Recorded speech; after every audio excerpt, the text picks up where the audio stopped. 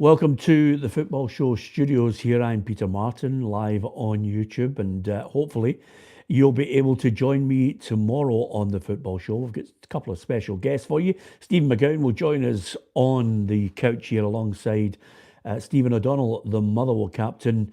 They got a good win up against Dundee yesterday at Dens Park.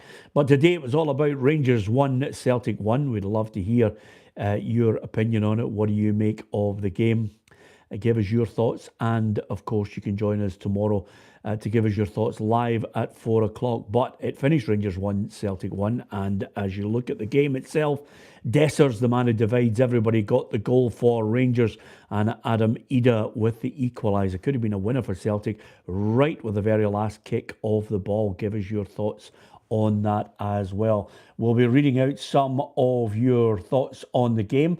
Love to know what you think about the overall performance. Was it indeed a situation where Rangers deserved to win the match, or did Celtic deserve to win it, or was a draw a fair result on that? That's what we're going to be talking about on tomorrow's show. Stephen McGowan will join Alan Ruff and Stephen O'Donnell on the show to dissect not only Rangers against Celtic, but all the other matches and some angry managers' comments, especially Tony Docherty. So, with that in mind, talking points from today's game. 1-1 I thought was overall a fair result. As far as the talking points, Dessers' goal.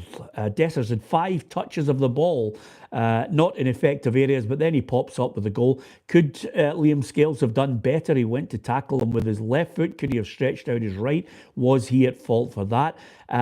Could he have done better in the game? A lot of Celtic fans online voicing their displeasure at the overall performance of Liam Scales. Give us your thoughts on that as well. And let's not forget, as far as the star men, who were the star performers for Rangers and Celtic? Certainly Raskin put himself about and was busy in the middle of the park.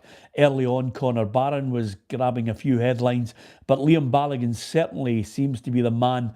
Leon Balogun at the back end for Rangers seems to be the man that caught the eye of so many Rangers fans, with some really positive results about his performance. So Raskin, Balogun, any other star performance? I'll tell you one man that was not happy to get taken off, and that was Václav Černý.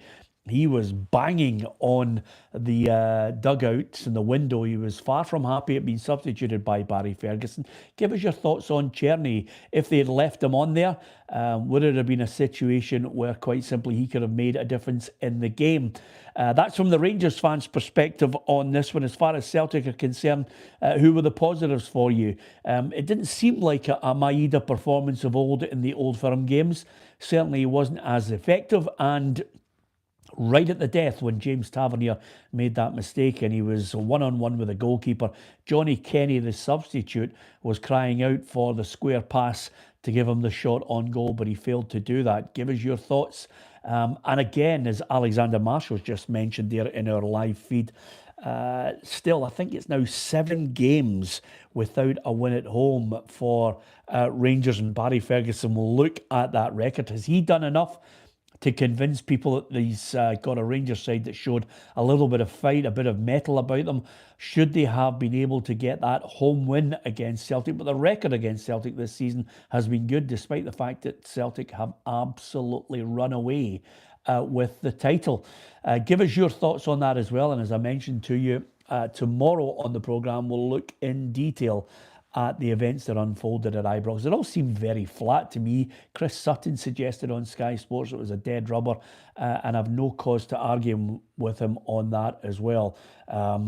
It was one of those games where it didn't really have too much to brag about, other than the majority of Rangers fans inside the ground hoping that they could finish with a win. Didn't think it was a great game. Talking points that I want to get your thoughts on. Could be the last Old Firm game for James Tavernier. You might not have thought about that, but in the remaining games after that, what will James Tavernier decide to do in the summer? There could be a new manager, a new board. He might have thought, I've done all I can for Rangers over the course of my time at Ibrox.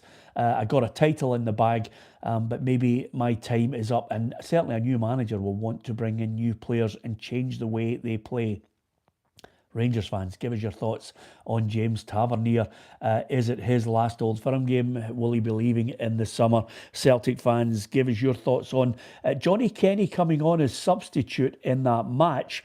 But was that an indication, really, that Brendan didn't have too many options when Idah was gone? Let's not forget, in the January transfer window, Celtic had a big chance to replace Kyogo, failed to do it. They came up short, just short, may I add, against Bayern Munich. So all of those things are what we want you to give us your thoughts on ahead of tomorrow's show.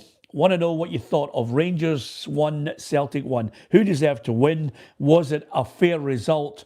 1-1 at the end of the match. What were the talking points? Nick Walsh didn't really have much to do as a referee. Tried not to book anybody. In the end, the first yellow card was Barry Ferguson. And then over and above that, he started to book Bailey Rice and Johnny Kenny, some of the younger players coming on as substitutes, but nothing really to write home about. I thought it was flat. Didn't think it was a great game. Thought the back line for Celtic was poor at times.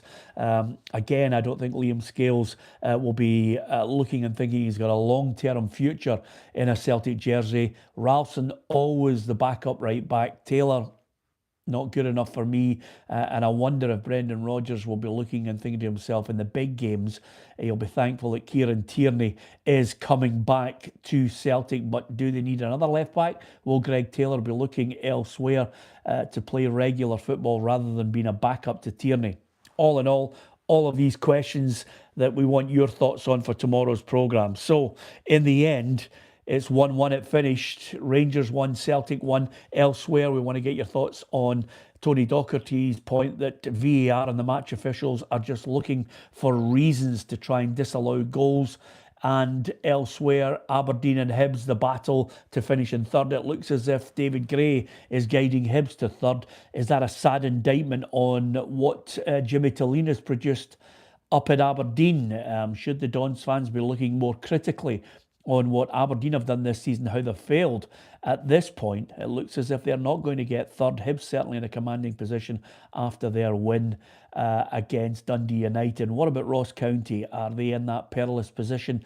They've still got 2 points to try and make up on Dundee. So at the bottom, playoff to talk about. Old Firm to talk about as well. Lots to discuss, and I want to get your views on it. Join us if you can to discuss Rangers 1, Celtic 1, and also give us your thoughts on the chat as well tomorrow, live at 4 o'clock on PLZ Soccer's YouTube channel. And we'll also be going across and going live on our Twitter and live on our Facebook as well. 4 o'clock tomorrow, Stephen O'Donnell, Stephen McGowan, and Alan Ruff will be joining me, Peter Martin. Thank you for watching this short, quick feedback on what was happening in that game. Rangers 1, Celtic 1. Thanks for watching. We will see you tomorrow.